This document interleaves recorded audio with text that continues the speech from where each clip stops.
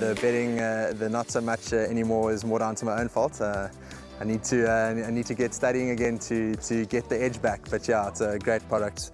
I love the exchange. It's really, in my opinion, one of the better bookmakers, if not the best bookmaker out there.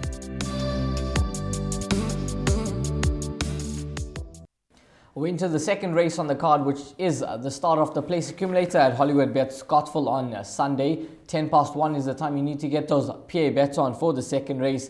And it's going to be run over the 1200 meter trip. Now, we have a rerun for you of Imperial Order when finishing third on debut, and that was behind the highly regarded Imposing from the Glen Cotson Yard.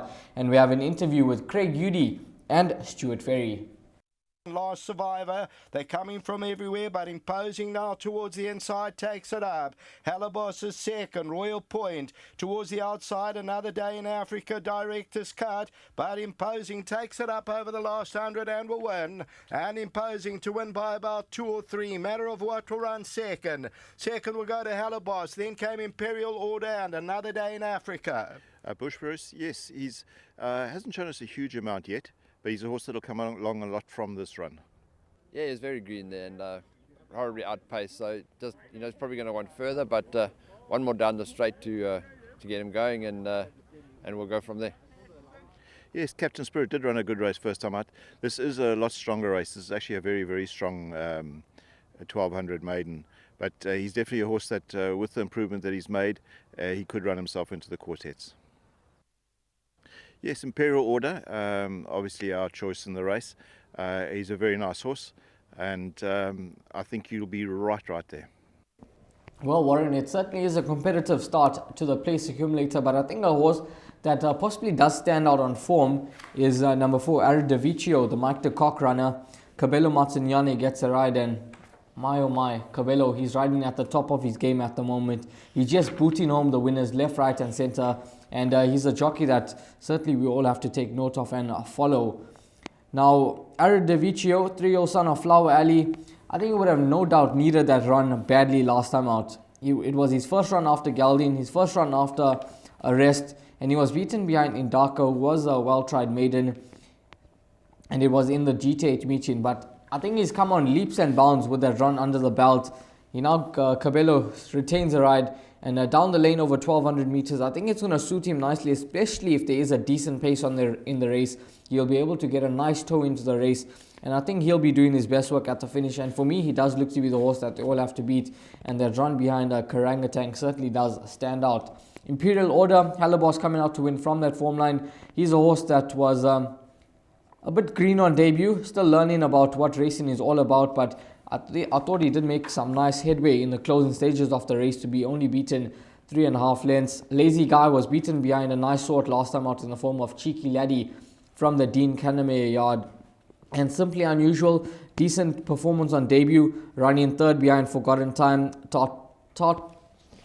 Tartarus is another horse that I think has to be respected. So Warren, it's a competitive event, but I'm going to take my chances in the first leg of the PA, and I'm going to bank Aridaviccio. I think he's going to be good enough to run into the top 3.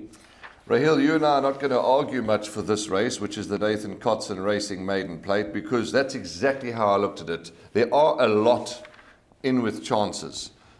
Quandary number 1, although returning from arrest, made a fair high-felt debut. Good effort, was the fastest finishing. That was over 800 at Turffontein, so this is a little different. It's now 1200 at Hollywoodbets Scottsville, but he's got to have a chance. You've got a first-timer meet at the Windsor for Garth Puller, Hollywood, Keegan DeMello.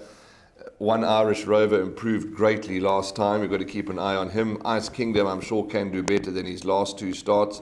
You've already touched on Tartarus. Captain Spirit, I'm expecting huge improvement from that debut run. There's been 5 runners, 2 winners out of that form line. Lazy Guy's got an obvious place chance, should win one of these days. You've touched on Imperial Order, you've touched on Simply Unusual. So when I looked at it, I thought it's about structure and it's about taking a stance early. I'm all in with you with Aridaviccio, the Flower Alley gelding. Lots to like about him. I just can't believe, yes, I know he's placed in that feature behind Karangatang, which you've alluded to, but he's a 90 rated horse. He's had 3 runs, he's rated 90 already. That's high, but it is what it is. And like you, I think Adavadicio is the one to beat. If it doesn't win, well, then he's certainly going to be good enough, one would imagine, to run in the first 3. So that's how I've played it. It's competitive, because if you don't go all in Adavadicio, there's many others with chances. So we take a chance. We're in Mike de Kock's camp here with number 4, Adavadicio.